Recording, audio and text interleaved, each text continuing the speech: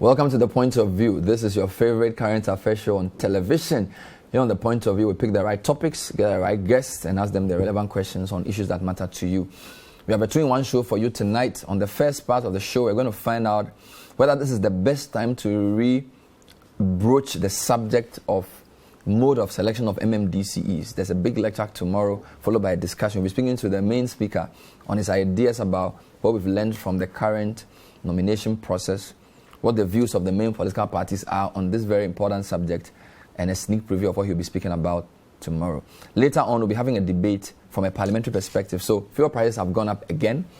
The MP has announced that aspects of the price build-up will not be applied, but Parliament hasn't sat yet, and therefore we're still having to pay more. We're speaking to 2 key parliamentarians to explain the pros and cons of the various positions and what can be done to cushion Ghanaians. It's interactive. Send us your questions and your thoughts on the WhatsApp number on the screen. When we come back, we'll start with Dr. Emmanuel Akwete. Later on, we'll speak to Honorable Edward Bauer and Honorable Kweku Kwarteng. Stay with us.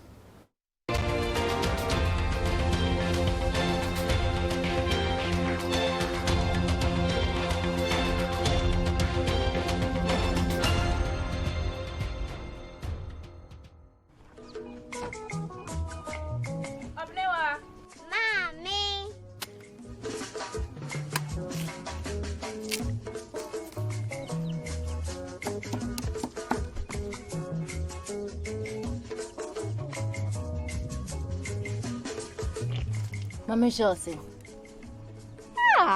Fe.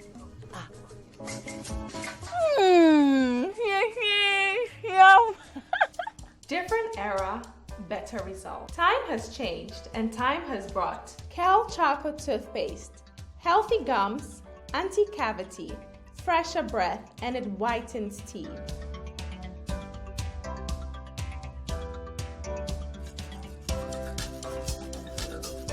Kel Chocolate Toothpaste, Sankofa. Yenchi, Kel Chocolate Toothpaste.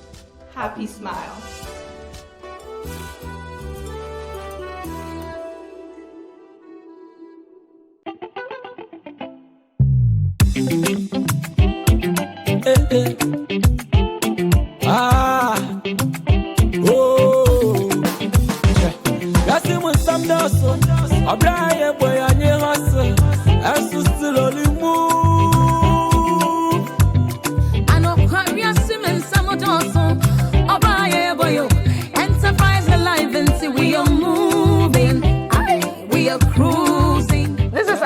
Like to have Enterprise Life in your corner. They give solutions that make life easy every day. So now I can focus on my dreams. Enterprise Life wa hun hyehyɛ mo ade no ya no ho do move. Hey, Ashoku bro. We've got life. Dream big.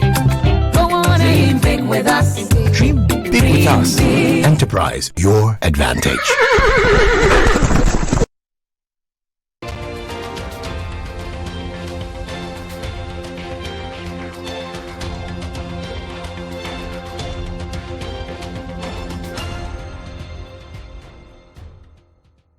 So welcome back to The Point of View. Tonight we're starting with Dr. Emmanuel Akwete. He is the Executive Director of the Institute of Democratic Governance, known as IDEC. He's delivering a big lecture tomorrow, which will be followed by a panel discussion. It's on the theme, Ghana Speaks, Reconstructing Local Governance and Multi-Party Democracy in the Fourth Republic. He has some very interesting proposals for us.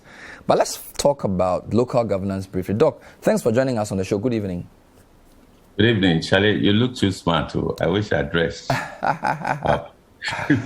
I was just reflecting with some people that very soon we would have done 30 years of this 92 Constitution. Yes, on April 28th.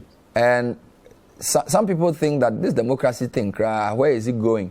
Is 30 years enough to assess it? Absolutely. 30 years is a generational period. Your transition occurs at 30 years. And that is the time China transformed, industrialized, and many other countries, Malaysia, Singapore, and others. So in economic history and political economy, it's a special period that you can assess what progress you have made. A new generation now has come up, and they are questioning what has happened in the last 30 years. And I did an experiment. In IDEC, we have a lot of very young people. So in a conversation, and I mean, the views are quite informed, but critical. So I asked them, how many of you were around during the years of military rule or even the PNDC? There are very few of them. Probably, yeah. The rest are very young, and they see the world, how they've met it, and they are so cynical. What kind of conditions are these, and so on. So it's an indictment. But we have also, if they knew where we came from, 30 years of democratic stability of this multi-party system with all its challenges is also phenomenally an achievement. Because since independence, the longest we had a multi-party democracy lasting before 1992 was the time of the Republic from 1960 to 1964. 1964, we became one-party state. And then 2 years later, the coups came. And we had the military ruling longest than the parties. For instance, you look at the NRC, SMC. They governed for about 9 years before AFRC and they, overthrew them. And then you had PNDC coming in for about straight 10 years. Okay, meanwhile, in the interval, the Second Republic was 27 months. The Third Republic was 27 months. This is not time you can do anything practically. And so we've moved in, and if you look at it even from 1957, March 1957, the independence constitutions lasted for only 3 years or 2.5. 1957, by 1960, it had been replaced by the Republican Constitution. So we haven't had this longevity before. And once we got it with the civil and political liberties, we talk freely.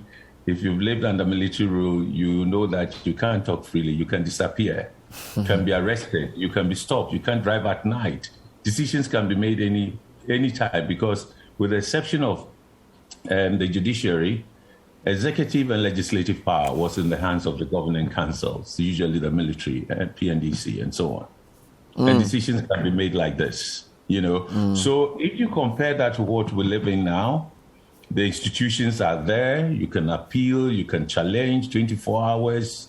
You can be put into cells without any challenge, and so on, or any documents or a court authorizing that you be searched and all that. So there have been significant progress. The democratic system has evolved. It's development dividends. And what has become our democracy, a duopolistic, a system run by two giants of parties. And there is no mechanism to call them to order within the state. In government, they are like over the state. They make every decision and all that. Who restrains them? So, and then if you look at local government, and, earlier we had talked about when you called me, you were looking at what had happened with the nomination of MMDCs and then the endorsement of the by the MMDAs. What you see clearly is that whatever condition was created to keep political parties out of local government, for these two parties, those conditions have collapsed. There is such impunity. They are not afraid to demonstrate they are in local government. And you ask yourself, who is there to enforce the law? Somebody will say, well, the law just must enforce. That's not the interesting question. The interesting question is, why is the law not being enforced? What happened to the state? What happened to the police? In all countries, it is the police that would take on politicians over violating the law, corruption, party financing, and so on and so forth, abuse of power and all that. And then there are attorney general departments, like the, what do you call it, the State Department, or you have here, yes, here we have attorney general's department as well, but it's linked with the prosecution side too. They intervene. In the US, Just in Austria, last week, a week ago today, the prime minister had to resign, the chancellor, they call, because the police have investigated his accounts on the elections he won. And the police are saying that he spent taxpayers' money on his public relations. And for that, he's been investigated for corruption, and he had to stand down for his foreign minister to be sworn in. Although he's still in parliament, he's being investigated. It's zero tolerance. Sarkozy is in jail in his house for spending twice the amount of the level set for expenditure on elections. And you know what has happened in Israel? You know, the prime minister on the trial for gifts that were considered to be corruption. So the police, the rule of law is very fundamental in multi-party democracy. And the police has the powers to come after you, no matter who you are. Whether you are managing director of the IMF, like it happened, they will come after you. Even before the politicians could, they've already taken over and nobody can interfere. So when you put it back and you look, why are parties in assemblies? And you have NDC and MPP, clearly that one is a very serious one. And they said, some said, we were given monies, we took it. Others said we had returned our money. You know, the taker of bribe and the giver of bribe have all committed offenses. But who goes after them? Nobody. So again, it's the rule of law and the institution that is supposed to enforce that and ensure that. Why is it so weak?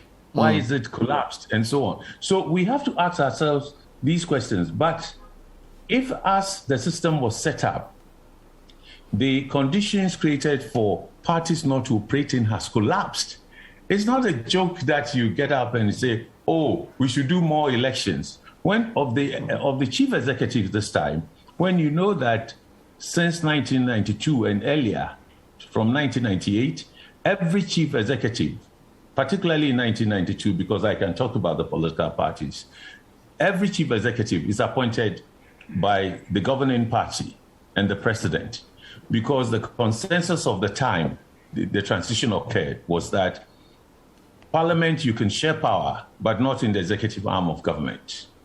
And that the president and the cabinet and his governing party have the monopoly over the entire executive government machinery, and therefore local government.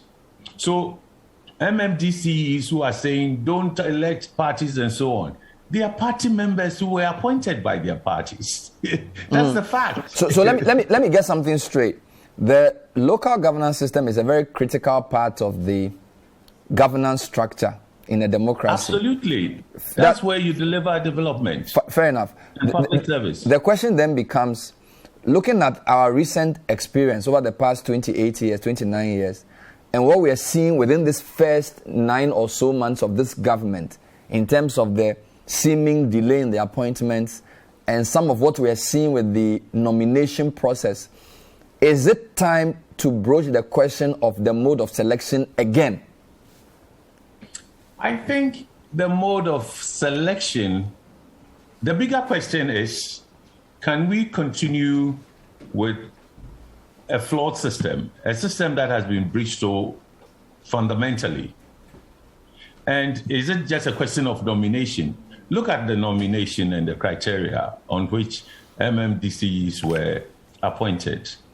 Your party standing in relation, your standing in relation to the party was number one. Then number two, whether you made some contributions to their winning elections or mobilizing people. And the third was your competence. You know, if you became the president and appointed, do you have the capacity to govern, especially your likability in relation to chiefs and the districts, and sometimes they refer to ethnic groups. But in our democracy, the true identity of in any democracy is your citizenship. Mm-hmm. That comes first, and that is the basis for dealing with us equally, whether it's access to public services, treatment in the hospital, passport, whatever. Your citizenship entitles you to so many things. And you can live everywhere, anywhere in the country and become a leader anywhere. It is not happening in our system. I mean, I've even had cases where I'm told that now to be a regional minister, you must come from the region. You must be a citizen who comes from that region. But in the past, we've had people who have been regions other than where they belong in terms of their origins or ethnic whatever. So the system has diverted, is going the wrong way, has gone the wrong way significantly. So if you say nomination, you're closing your eyes to the structural flaws that have emerged, and they are very threatening.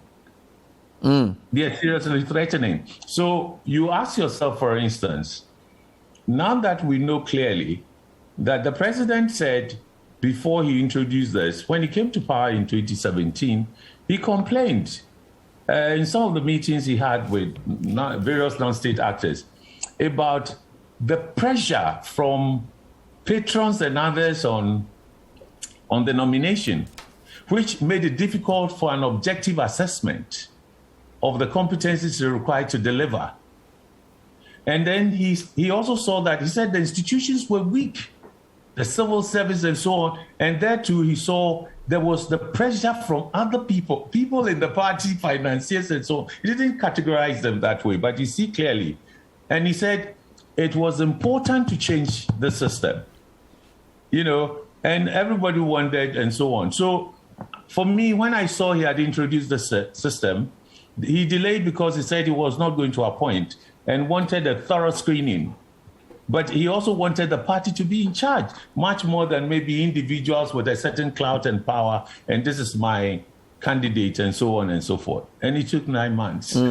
But when you look at the criteria, all that it tells you is that, well, they've started an interesting process, but it didn't fundamentally change the fact that local governments, as the tier or arena where government policies and programs are implemented and services rendered, where people live, the majority of we all live in districts. It's one party controlled.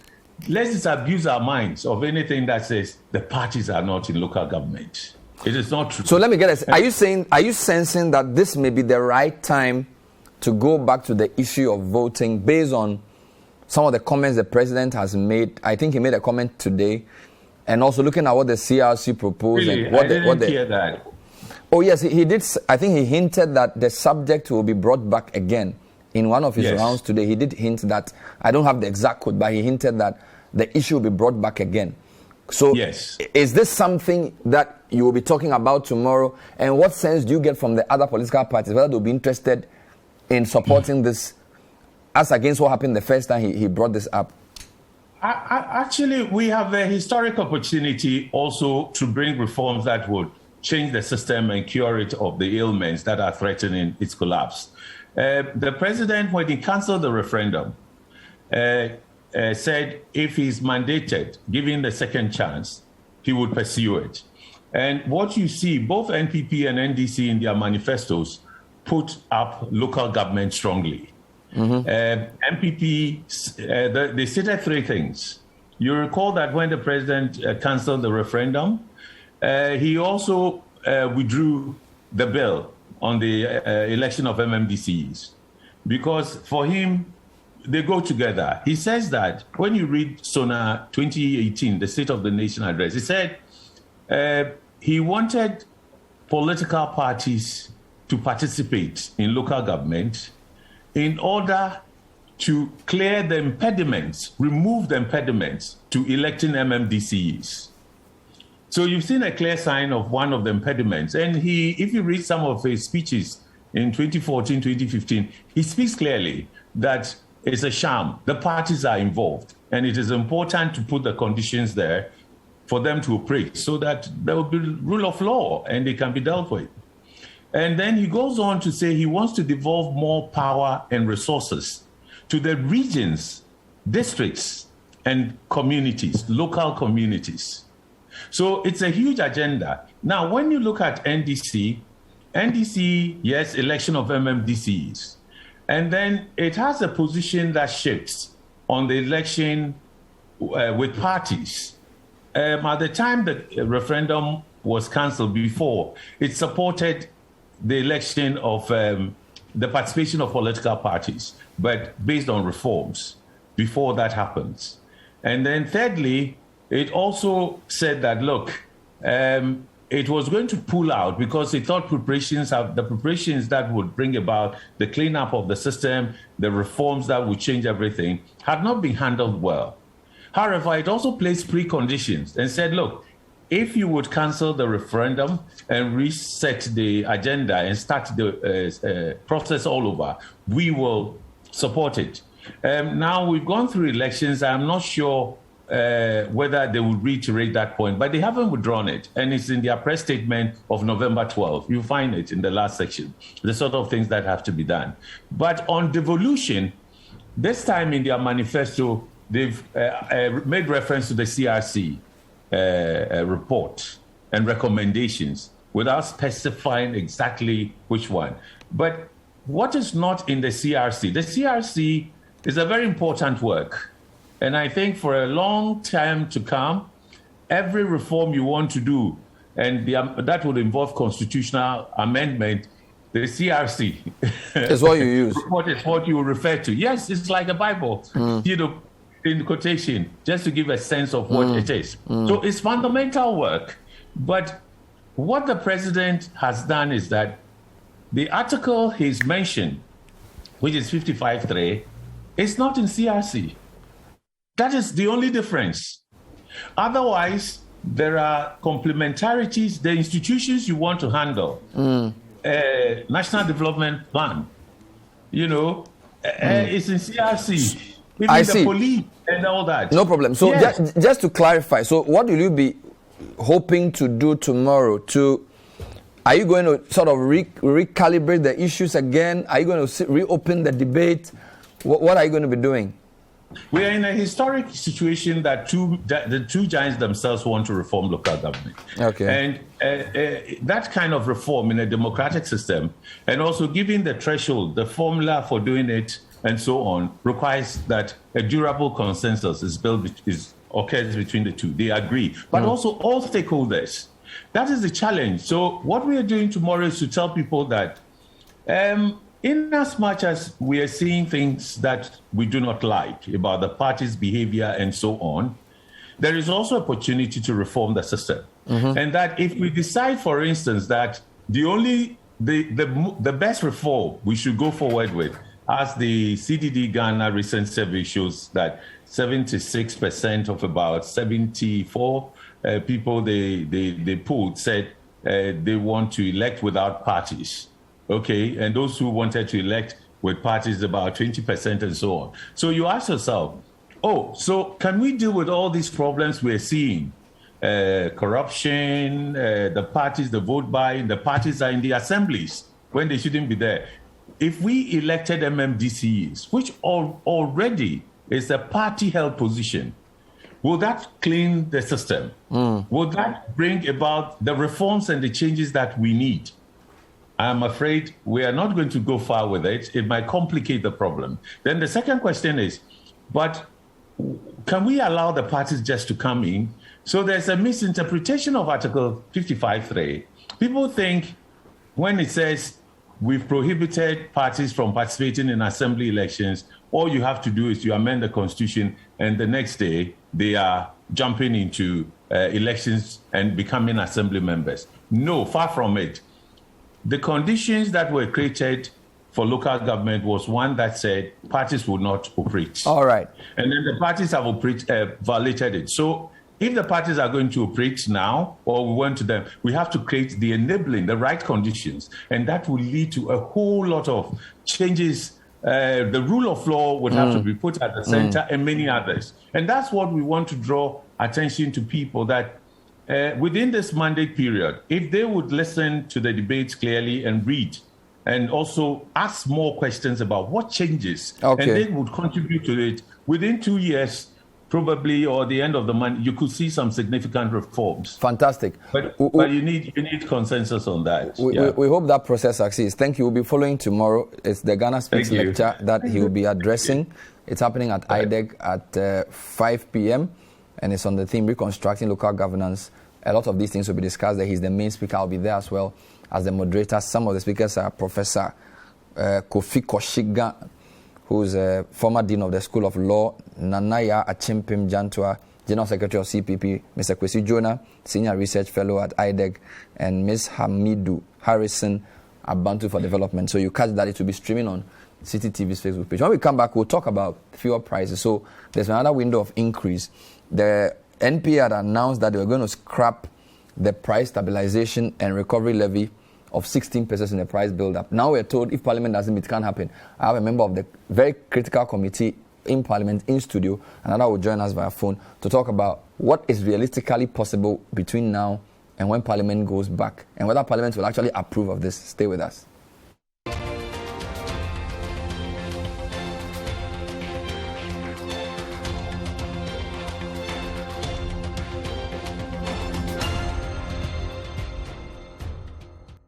Welcome back. So we're now talking about fuel prices. So the last time we checked, 6.64 Ghana cedis per litre for petrol.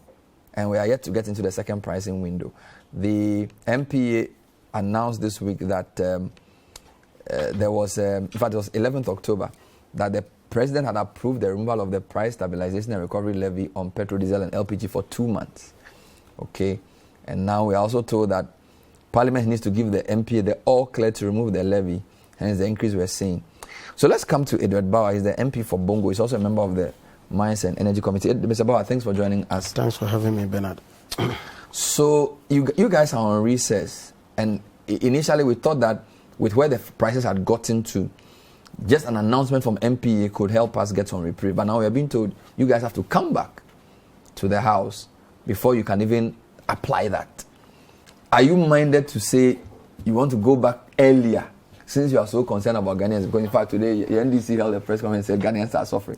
So your minority side say, you know what, let's go back to the House earlier than the 26th, so you can sit on this thing and approve these reductions so Ghanaians can have a bit of reprieve. Yeah, thank you very much, Bernard. And first and foremost, let me state very clearly that it is just not the taxes on the petroleum price build-up that you need to come to Parliament. All taxes are always imposed based on an instrument from Parliament. And so that of the petroleum sector cannot be an exception. Your direct question as to whether Parliament is minded to go early because of the hardships that are imposed on Ghanaians by virtue of the increases in the prices, that definitely will be within the purview of the Speaker and the leadership to take a decision. But all things being equal, tomorrow's week, that's 26th, we are supposed to be in Parliament. But I myself, I felt, when I heard the announcement that came, particularly it was a statement that came from the MPA that indicated that the price stabilization and recovery levy was being suspended for 2 weeks. The first question I asked myself... 2 months. Sorry, 2 months. 2 months. But the first question I asked myself was that, on what authority were they doing that? Because the revocation of that particular tax, or maybe even a suspension for 2 weeks, was purely within the remit of Parliament, and therefore they could not do that. But for me, it was an acknowledgement of the fact that things were not going very well for us. You and I, anybody who drives or anybody who uses fuel will definitely at one point or other even just make feel sad when the person goes to the pump station to be able to get fuel.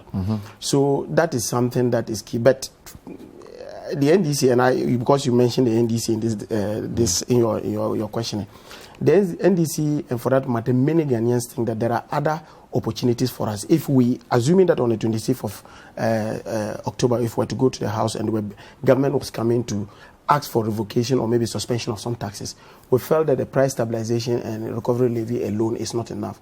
There are opportunities for us to look at other areas to deal with. Yeah. So you ask for more reduction? Yes, because based on a lot of things. Look, I know because of the scene, I heard you talk about the SPT, that is a special petroleum tax. But even before I go to the special petroleum tax, look, Bernard, if you look at ask any district assembly, you know this country, every place that you are in, you either fall under a district assembly, a municipal or a metropolitan assembly, isn't it?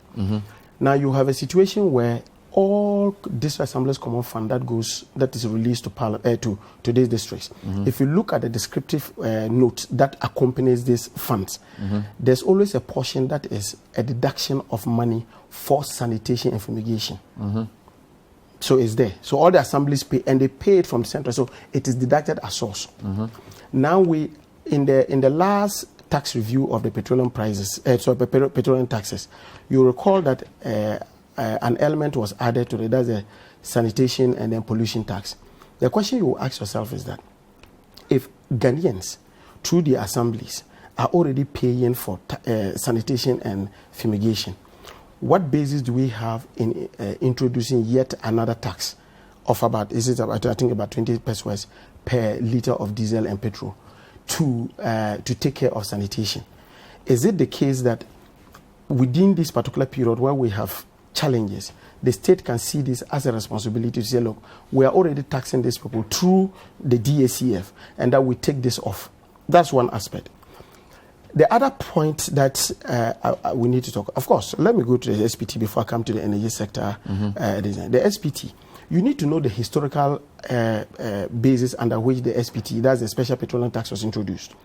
You recall that in the November 2014 budget, that was supposed to be for the 2015 budget, the benchmark revenue that Setekwe, then finance minister, placed, you realize that because just that period we had petroleum prices and that of metals, that gold and other things, all collapsing in terms of prices, to the extent that we had we had crude coming as low as 25 dollars per barrel. We also had a problem with our FPSO because of the fact that the turret bearing, you would have heard that discourse, and because of that, the productions levels that we were anticipating were not high. So on the basis of these two factors, our petroleum revenues definitely plummeted, and we simply could not survive. Gold and other minerals were not also supporting us by virtue of those particular factors. And so then finance minister went back to parliament to introduce what we call the Special Petroleum Tax, which was initially an ad valorem that was put, it means that it's a percentage of the total amount that was put into the, into the, on the price builder. Now, this particular decision was supposed to stay for 2 years. Because I indicated that this was based on a tax, this was based on a law or maybe an instrument. There was a sunset clause placed in it that by December 2017, this tax was supposed to go on, with the hope that within the 2 years, the price of crude in the international market would have recovered. And two, the challenges that we're having with the FPSO would have also been dealt with properly. Fast forward, the NPP comes, and in 2017, they decide to prolong that. All they did was to move it from an ad valorem into a fixed tax of about $46 pesos as we speak today. The question you ask yourself, the conditions under which these things were made, what are the conditions today? Today, as we speak, crude oil is about $85 to $90 per barrel. So it means that in terms of the pricing, we have gone even beyond what we even, the reason for which, because at that time, the benchmark revenue was around $50 per barrel. That's what we use in our budget. Two, in terms of productions, our production has also increased. We are not only producing from only one field. We are producing from 3 fields. We are producing from Jubilee, we are producing from 10, and we are producing from Sankofa. So what it then tells you is that with this particular, there's no justification for still keeping this SPT unless it is the tradition of Ghanaians that as long as a tax finds its way into a tax builder, it stays in perpetuity. But if the reason for which Ghanaians were told for the introduction of this particular tax is anything to go by, then Ghanaians should not be paying this particular amount. So you think the SPT should be scrapped in totality? That should be scrapped in totality. I see. Because we are not being fair and we are not being truthful to the Ghanaians as to why we introduced. And that's about 46. That's about 46. That's about 46. So you're saying that this should be scrapped in addition to the reduction of the price stabilization and recovery levy that they are removing? Yes. Now the other one, look, you see, if you look at your price, before we introduce what we call the energy sector levy, which is supposed to take care of what the government described as capacity charges. There was already a particular levy that under the ESLA, known as the Energy Debt Recovery Levy, which is about 49 pesos per liter. Now, go back and look at the description, the purpose for that particular levy. The description for that levy is 1, to take care of the toll levy, the toll debt. 2, the under recoveries in the downstream sector as a result of exchange losses, foreign exchange losses. And 3, to support power generation and power infrastructure generally. So these are the 3 reasons why we introduced that particular tax. Quick one. What is involved in power generation and power infrastructure? Basically, look, crude oil is taken care of in the tariffs. So we take care of crude oil in the tariff. So that one is taken care of. You and I pay for it. In terms of all other costs are taken care of as a result of, because those factors, whether it is exchange rate losses and whether, what's the name? PURC has a way of computing those things. So all those things are taken care of there. 2, you recall that about 2 years ago, we had a situation where Senor Jose's group, Seaboard had indicated that they had come into an agreement with government, and they had a haircut in terms of the debt that they were owing as a result of under recoveries. And so the government paid about 400 million, if you recall. And so they had cleared off those indebtedness of government forex losses to them. So it means that, and since then, because it's a deregulated market, they adjust the market, just as that's why they have had this 7%. They adjust the prices as taking into consideration the crude oil prices in the international market and the forex, the CD dollar exchange rate. And so we have no reason to have that particular thing there. So if you have these factors, on what basis will government then introduce yet another tax of 20 pesos per dollar? That I'm talking of the energy sector to take care specifically. So you're saying that in addition to the 2 things you've mentioned, yes, that can also go. Energy debt recovery levy should also go. No, not the energy debt recovery, which is 49. No, not the energy. The ESL. Yes, the ESL should which go. is the capacity charge, because see, in the first place, I think that was 19 cents. That was about 19 to 20 cents thereabout. You think that should also go? That should go. In addition to the 46 and the 16. Yes, and then I'll tell you why I say that. Look, when you say capacity charges, Bernard, first and foremost, before a generator can indicate or maybe ask government to pay for capacity charges, the generator must first declare availability. You see, the whole idea of capacity charges is that I have a contract with you that on any day, if I'm able to have my plant ready to be dispatched, you should be able to dispatch me. If you can't dispatch me, pay me a minimum amount of money known as the capacity charges that I'll use in trying to take care of my investments over a period of time. But before that happens, I must meet certain conditions, and the conditions I have to meet is that I must declare availability. I must declare that I am ready to be dispatched. So you do not just have capacity charges by virtue of the fact that it is in the PPA, in the power purchase agreement. Look, you and I know that any time we have one of our plants, whether it is a car power or what have you, you see that Ministry of Energy, and for that matter, ECG, will come out and issue a statement that by virtue of the fact that this particular plant is shut down, we are unable to produce power. So it means that there are plants that are there that for one reason or the other are not declaring availability. And so if they are not declaring availability, you cannot charge government for that. Indeed, my colleague, Suhini, had asked a question, a parliamentary question, that seemed to suggest asking the Ministry of Finance to tell Parliament how much they had paid in terms of capacity charge and which plans they had paid the capacity charges to. The minister came and bundled out some figures. Just after that, a day after that, the Chamber of Independent Power Producers came and indicated that those monies were not capacity charges. So if I get you straight, yes, the 16 cents on the price stabilization recovery levy should go. Yes. Special petroleum tax should go. Energy sector levy 19 should also go. So you are saying about 80 cents should go. 80 cents. We'll take a break and deal with that when we come back. There are also some comparisons of price build-up in various governments. Hopefully we'll get Mr. Kwarteng to respond to this. But this is the point of view. We're trying to understand the economics of fuel pricing and what Parliament can do if they reconvene. Stay with us.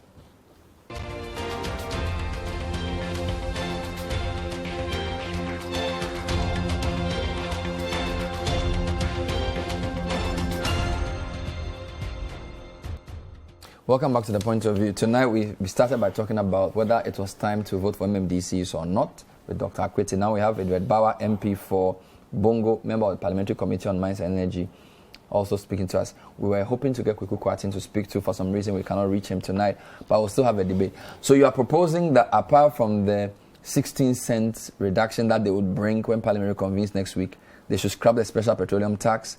The ESLA should also go. From what you are saying, at least 81 cents should go.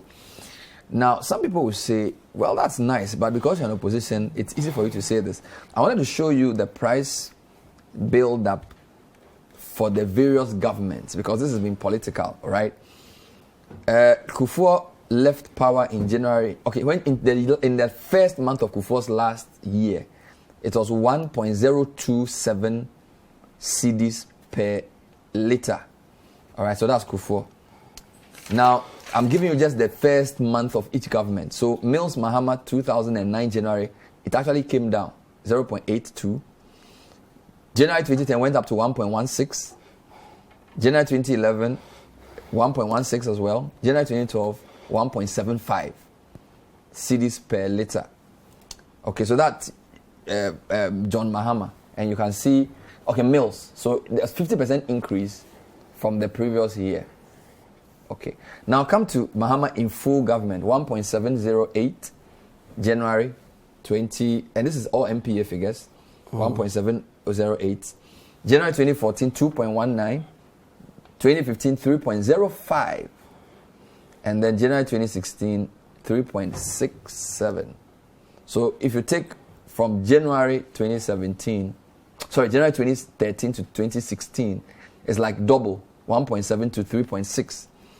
Akufo-Addo comes in 2017, he increases it from 3.6 to 4.4. Right? That's 21% increase. January 2018, it goes to 4.9. That's another 11% increase. January 2019 is now 5.3, another 8% increase. And by January 2020, before the year of the election, it's 4.7. So he comes down a bit, minus 11. Now he comes back in power in 2021. January is 4.8. It's gone up slightly. And now it's jumped to 6.6 in October. So the arguments that you can say, look, the thing has been increasing. It's been increasing. The trajectory is upwards. It comes down a bit. But since Kufuor left power, the thing has been going up. So what's the point? It is not about going up. It is about the rate at which it goes up. And that's what you should look at. But the percentage I'm showing you, the highest rates percentage-wise did not occur in Akufo-Addo's time. If you look at the things I showed you right now. You see, look. This is MPA figures. Look, let me. You need to first and foremost look at basically. If I wish you can please put it back. Put the figures there. Put the figures back again. Make a point. So Akufo-Addo's increase between, and this is for the previous beginning year. Yes. So 2017, 21%, 2018, 11%, 2019, 8%, 2020 comes down. Bernard, one of the things you must look at is that what determines the export price beyond just what is the issue of one, the ex refinery price. Mm-hmm. 2, taxes, the margins. And levies, and then margins. Mm-hmm. Now, if you look at the other factors that also then determine that will be the exchange rate. Mm-hmm. And then the price of crude in the international market. The fact that you just have these figures in themselves do not speak much to the issue, because the components because, for example, we need to look at this and then look at that time what was the crude price, what was the exchange rate. Of course, the exchange rate over a period of time has been worsening anyway, and so it explains why over a period of time you have that also going. But what you also now need to know is that in the course of this, for the first time since Kufuor's time, we have more taxes as part of the build-up than any other time. I don't know that making sense. So we should not look at just the percentage increase. Yes. We should look at what is causing the increase. Yes, because although you admit that the exchange rate is also deteriorating. Yeah, so if the exchange rate and the fuel price are moving in the same direction, you can remove that. Yeah. You are saying the tax component is what determines its height. Because that's saying government has control over exchange rate issues by virtue of how you manage your economy. Mm-hmm. So government has control over that. Government has control over taxes and levies that they impose. That's another thing. Government has control over statutory margins.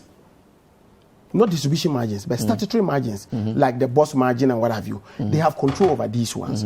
So the question you will ask yourself, that in a period where you have crude oil prices that is so high, you have our cedi that has depreciated more than any other time, is it sensible that at the same time you introduce more taxes? I don't know whether I'm making sense. So you will have to look at the conditions that surround the export price, and on the basis of that make a conclusion. And I'm just indicating that if you look at beyond just the fact that at the time that President Akufo-Addo came into government, at the time that we had taxes that he himself, and for that matter, had described as nuisance taxes, because you recall, all these taxes were all described as nuisance taxes and what have you.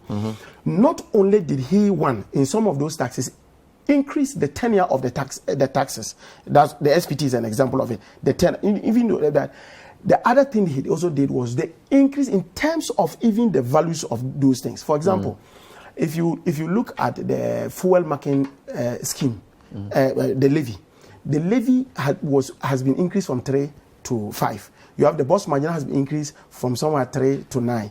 You have had a situation where even within the ESLA, that LPG has increased by 18 pesos. You have had an introduction of the sanitation and pollution tax. You have had an introduction of what do you call it? This other tax. There was the energy sector levy that he had introduced. So beyond the fact that he had increased even some of the taxes, he had also introduced new ones. Are you getting the point I'm trying to make? And so when you are making, you look at what point, what are the conditions surrounding the export price? And so just the figures of, this was, at this point it was this, at this point it was that, at this point it was that, in itself does not tell the whole story until you look at all other factors that come into it. But you see, Bernard, just to let's not also create the impression that the suspension of the price stabilization and recovery levy is anything that is positive in itself. And unless we begin to start asking the state, and for that matter government, to be a bit accountable, we'll have challenges. And I'll explain to you why.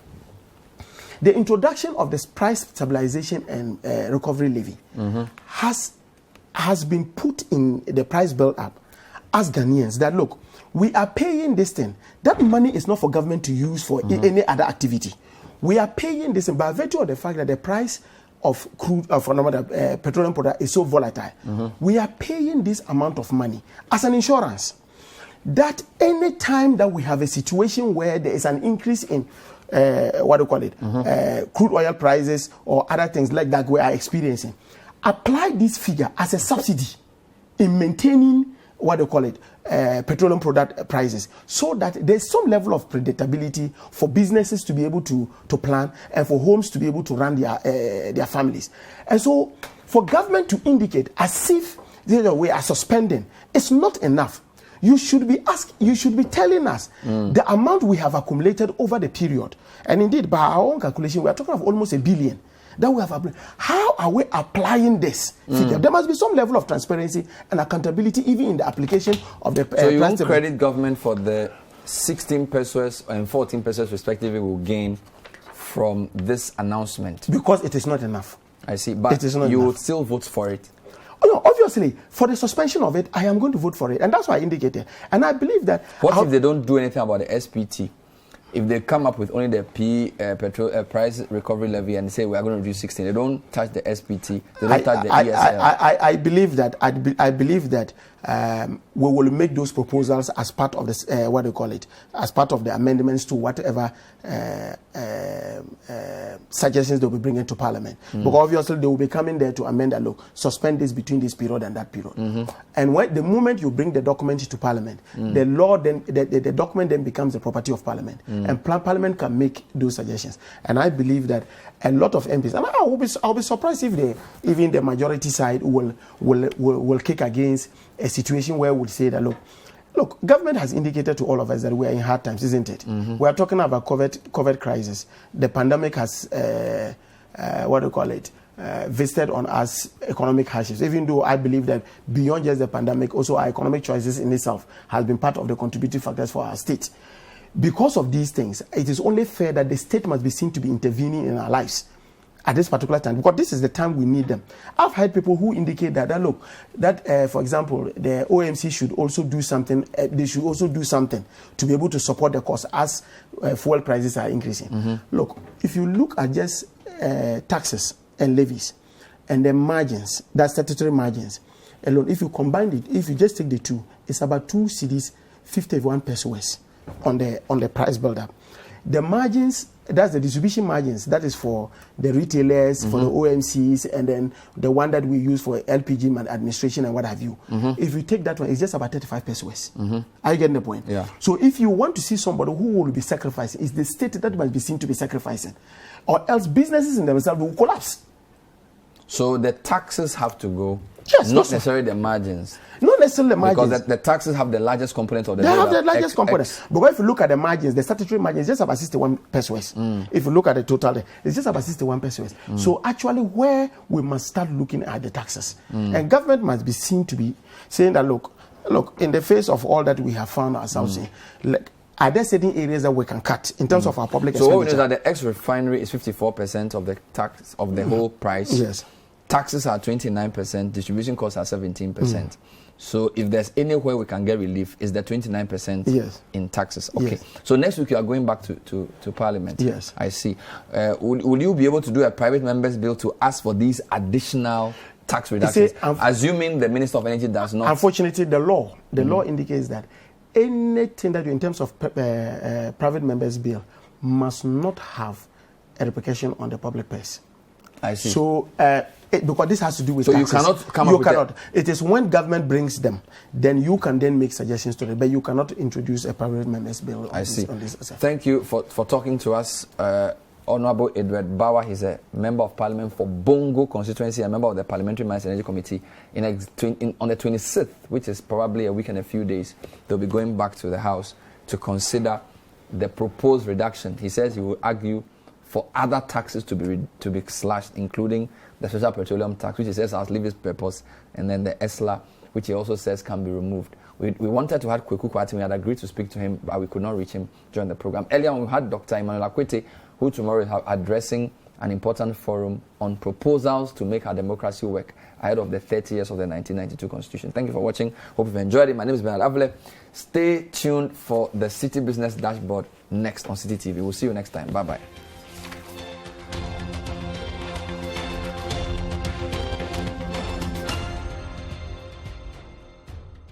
The Point of View is brought to you by Cowbell Coffee. Cowbell Coffee. Taste it, love it. Kel Charcoal Toothpaste. Kel Charcoal. Happy smile. Enterprise Life. Enterprise. Your advantage. Bell Aqua Active. Bell Aqua Active. Stay true to originality.